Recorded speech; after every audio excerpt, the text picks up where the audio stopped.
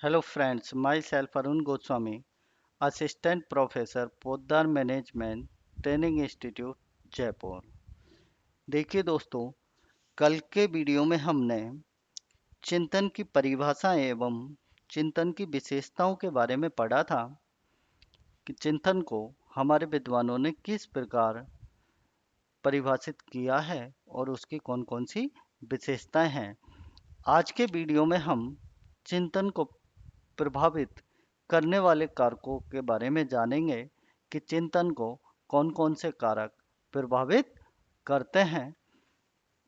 देखिए दोस्तों, इसमें सबसे पहले ध्यान एवं रुचि दोनों चिंतन को विशेष रूप से प्रभावित करते हैं, क्योंकि हमारा ध्यान जब एक जगह नहीं होगा तो हम मन को भी एकाग्र नहीं कर पाएंगे।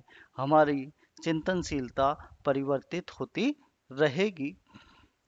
जिन विषयों में हमारी रुचि होती है, हम उन विषयों में हम अधिक ध्यान केंद्रित कर पाते हैं। चिंतन की प्रक्रिया हेतु ध्यान एवं रुचि को विकसित करने की आवश्यकता है। देखिए दोस्तों, जिस कार्य में हमारी रुचि अधिक होती है तो उस कार्य में हम अधिक ध्यान केंद्रित कर पाते हैं, और जो चिंतन की प्रक्रिया है वो ध्यान व रुचि को विकसित करने की आवश्यकता है। चिंतन ही ध्यान और रुचि को विकसित करता है। सेकंड, अभिप्रेरणा। देखिए दोस्तों, अभिप्रेरणा भी चिंतनशीलता का प्रमुख कारण है। चिंतन अभिप्रेरणा के बिना संभव असंभव है। जितनी प्रभावपूर्ण अभिप्रेरणा होगी, उतना ही चिंतन की प्रक्रिया को बल मिलेगा। देखिए दोस्तों, अभिप्रेरणा के बिना चिंतन अधूरा है, और अभिप्रेरणा से ही जितना प्रभावपूर्ण अभिप्रेरणा होगी हमारी, उतनी ही हमारी प्रभावपूर्ण चिंतन प्रक्रिया होगी। चिंतनशीलता का गुण भी उतना ही प्रभावी होगा। जब हम चिंतन करते हैं तो वो अभिप्रेरणा के माध्यम से ही चिंतन होता है, क्योंकि किसी कार्य को करने के लिए हमको मन को एकाग्र करना होता है। और मन को एकाग्र कब कर पाएंगे हम? तब हमारी उस कार्य के प्रति अभिप्रेरणा होगी, अभिप्रेरित होंगे हम कि इस कार्य को अच्छे प्रकार से करना चाहिए। तो हमारी अभिप्रेरणा चिंतनशीलता को प्रभाव बल देगी। थर्ड, बुद्धि। देखिए दोस्तों, मानव एक सामाजिक प्राणी है, और सबसे ज्यादा बुद्धि मानव के अंदर ही पाई जाती है, क्योंकि मानव चिंतन मनन व मानसिक प्रक्रियाओं के द्वारा अपनी समस्या का सर्वश्रेष्ठ समाधान ढूंढने में सफल होता है। मानसिक प्रक्रियाओं के लिए बुद्धि एक अति आवश्यक तत्व है। उच्च बुद्धि स्तर के व्यक्ति कुशलतापूर्वक अपनी समस्याओं के समाधान ढूंढ पाते हैं, जबकि निम्न बुद्धि के चिंतन के अभाव में समस्याओं के हल नहीं खोज पाते हैं। देखिए दोस्तों, बुद्धि मानसिक जो अपनी मस्तिष्क में जो प्रक्रियाएं चलती हैं, उनके लिए आवश्यक तत्व बुद्धि है। जिन व्यक्तियों का बुद्धि लब्धि उच्च होती है, यानी कि उच्च बुद्धि स्तर होता है, वे व्यक्ति कुशलतापूर्वक अपनी समस्याओं का समाधान ढूंढ ढूंढ लेते हैं, तथा उनके सामने कोई भी समस्या आती है तो वो आसानी से उसका समाधान ढूंढ पाते हैं।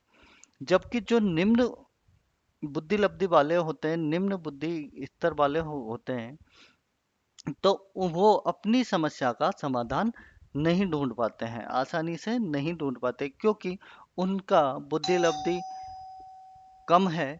तो वो अपनी चिंतनशीलता नहीं। तो इस प्रकार चिंतनशीलता के लिए हमें बुद्धि का होना आवश्यक है। बुद्धि तत्व भी चिंतनशीलता को प्रमुख रूप से प्रभावित करता है। नेक्स्ट, समाज से संपर्क। देखिए दोस्तों, चिंतनशीलता का समाज से संपर्क होना भी अति आवश्यक है, और समाज से संपर्क ही सबसे ज्यादा चिंतनशील प्रक्रिया को प्रभावित करता है। क्योंकि जब एक मनुष्य एक सामाजिक प्राणी है और वो समाज में रहते हुए चिंतन करता है, तो समाज उसकी चिंतनशीलता को प्रभावित करता है। चिंतन की प्रक्रिया का प्रत्यक्ष संबंध बाह्य जगत से है। वाह्य की वस्तुओं, व्यक्तियों व घटनाओं के संपर्क में से चिंतन की प्रक्रिया जन्म लेती है। सरल समाजों में आज के आधुनिक जटिल समाजों में चिंतन की प्रक्रिया प्रभावित होती है। देखिए दोस्तों, चिंतन की जो प्रक्रिया है उसका संबंध प्रत्यक्ष रूप से बाह्य जगत से होता है। यदि मनुष्य समाज में रहता है तो उसके जो चिंतन की प्रक्रिया है उसका संबंध उसके समाज से होगा। और बाह्य की वस्तु और व्यक्ति घटनाओं के संपर्क से ही चिंतन प्रक्रिया जन्म लेती है। जब व्यक्ति विभिन्न व्यक्तियों से मिलता है, बाह्य जगत से मिलता है, तो उसकी चिंतन प्रक्रिया बढ़ जाती है। पहले आधुनिक काल में जटिल समाज पाए जाते हैं, जबकि प्राचीन काल में सरल समाजों का अस्तित्व था। तो सरल समाज और जटिल समाज दोनों ही प्रमुख रूप से चिंतन की प्रक्रिया को प्रभावित करते हैं। संवेग। देखिए दोस्तों, संवेग भी महत्वपूर्ण रूप से चिंतन की प्रक्रिया को प्रभावित करता है। चिंतन की प्रक्रिया संवेग से प्रभावित होती है।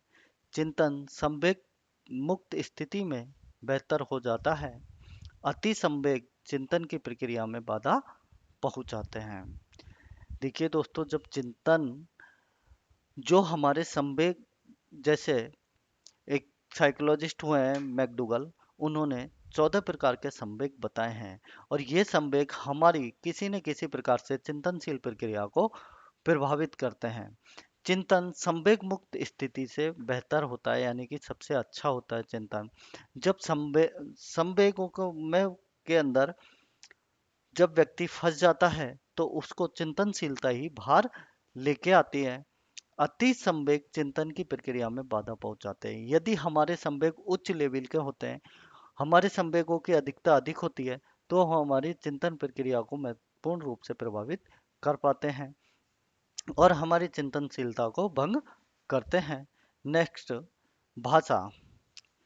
भाषा प्रतीकों, चिन्हों के बिना चिंतन तब तक हो सकता है। इन आवश्यक साधनों को पहले विकसित करना पड़ता है। भाषा चिंतन के माध्यम से तथा अभिव्यक्ति की आधारशिला होती है।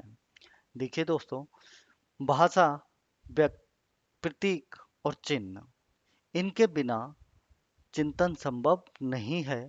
क्योंकि जब हम चिंतन करते हैं तो चिंतन को प्रदर्शित करने के लिए हमें भाषा का प्रयोग करना पड़ता है, प्रतीकों का प्रयोग करना पड़ता है, चिन्हों का प्रयोग करना पड़ता है। तो चिंतन करने के लिए सबसे पहले यह आवश्यक जो साधन है इनको विकसित करना जरूरी है, आवश्यक है। भाषा चिंतन के माध्यम से अभिव्यक्ति की आधारशिला है। देखिए दोस्तों, चिंतन जो हम चिंतन करते हैं उसको हम भाषा के आधार पर ही अभिव्यक्त कर सकते हैं। इसे इसलिए चिंतन को अभिव्यक्ति की आधारशिला माना गया है। नेक्स्ट, प्रत्यय। देखिए दोस्तों, पहले के वीडियो में हम आत्म प्रत्यय सेल्फ कॉन्सेप्ट के बारे में जाना था कि आत्म प्रत्यय चिंतनशीलता को प्रमुख रूप से प्रभावित करता है। प्रत्यय से अधिनियम व अधिनियम के सिद्धांत की कड़ी बनती है। यदि एक कड़ी भी टूट जाती है तो संपूर्ण चिंतन की प्रक्रिया विखंडित हो जाती है। देखिए दोस्तों, प्रत्यय से अधिनियम और अधिनियम के सिद्धांत की कड़ी बनती है, यानी कि अधिनियम और अधिनियम के सिद्धांत की कड़ी प्रत्यय के द्वारा निर्माण होता है। यदि एक कड़ी भी कहीं भी छूट जाती है तो संपूर्ण चिंतन की प्रक्रिया विखंडित हो जाती है। इसलिए प्रत्यय जो आत्म प्रत्यय वो भी चिंतन प्रक्रिया को प्रभावित करने में महत्वपूर्ण भूमिका निभाता है। नेक्स्ट, उत्तरदायित्व। चिंतन को प्रोत्साहित करता है, अतः शिक्षक को चालकों को उत्तरदायित्व के कार्य सौंपने चाहिए।